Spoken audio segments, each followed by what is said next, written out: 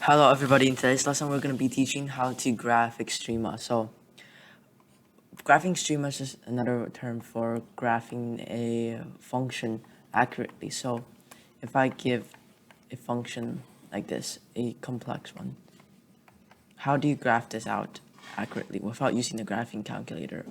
Well, first of all, we can simplify this. We could, right?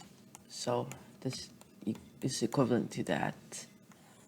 And what this gives you is that it gives you the vertical asymptotes and the y-intercepts of the graph.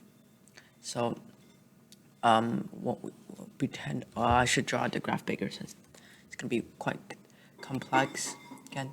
So, using what we have solved or simplified from the original equation, when we plot this out on an xy plane, let me change the brush size. So we know that when x is 4, say it's here, there's a y-intercept, and when x is -6, there's also a y-intercept. So we could plot these points right here. We also know from that, by looking at the denominator, that when it's -5, there is a vertical asymptote, and that when it's -1, there is also a vertical asymptote. Okay, now here comes the hard part. How do we graph out this equation? So what we do is that you essentially plug in some coordinates, but we don't have to really be precise with this one. So we have to look at both sides of the vertical asymptote. So first one, for the vertical asymptote -1, we look at it by negative coordinates that are really close to it. So on the right hand side, it's a -0.9, that's a coordinate, and plugging it into this a simplified version, we get the first digit is negative times a positive number divided by a positive number times a positive number, since it's -0.9. So the end goal is a negative number. So we know that when it's approaching to -1, the graph starts at -infinity somewhere here, and then it will curve back. Okay, it will curve back and reach our y-intercept. But that's how you essentially graph the equation. We also know that there is a horizontal asymptote at x equals 1. So how do we know this? So we look at these two values, the power, the highest power. So we see that for both variables, the highest power is 2, so they're even. So then we look at their coefficients. Their coefficients are 1 and 1. So their horizontal asymptote is that's how you derive that. So it's y equals 1. So that is the horizontal asymptote.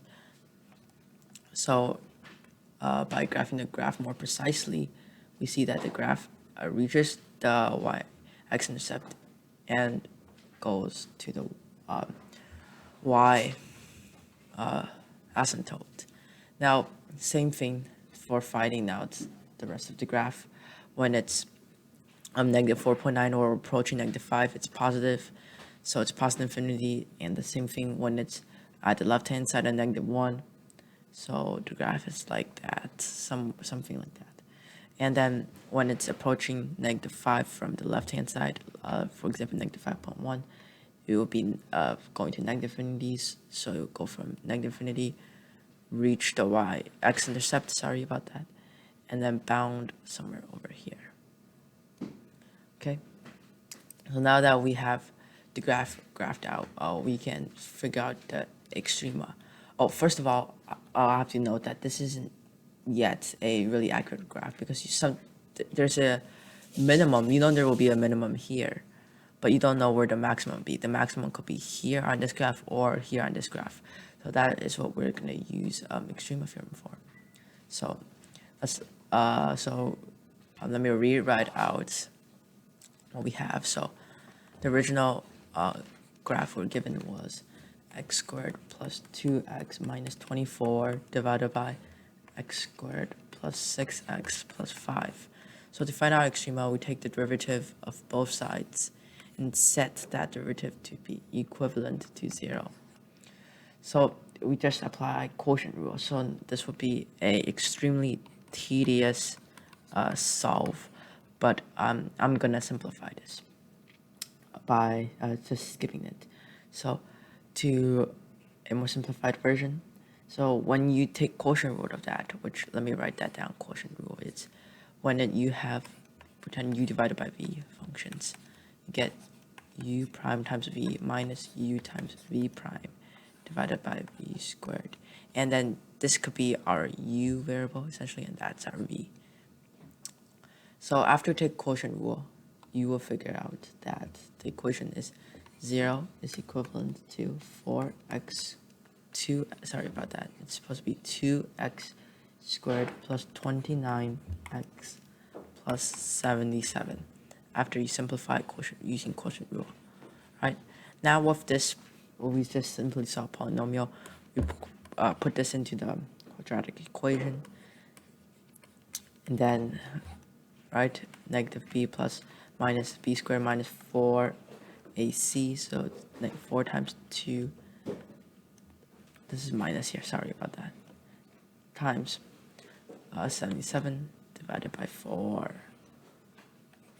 Alright, now solving this equation, we will get the solutions that x of 1 equals negative 7 over 2. The second one is negative 11, so relatively nicer numbers. So with these with x solved out right here, we can plug it back into our graph. So looking at our graph, when it's negative 11, that should be a maximum, because when it's negative 3.5, we know there's a minimum over here.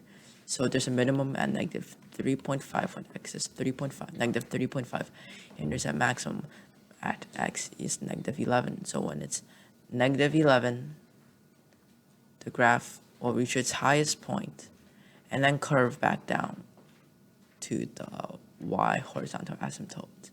So it's something like that, see? And that is how you accurately graph polynomials or functions. And I hope you enjoyed this lesson.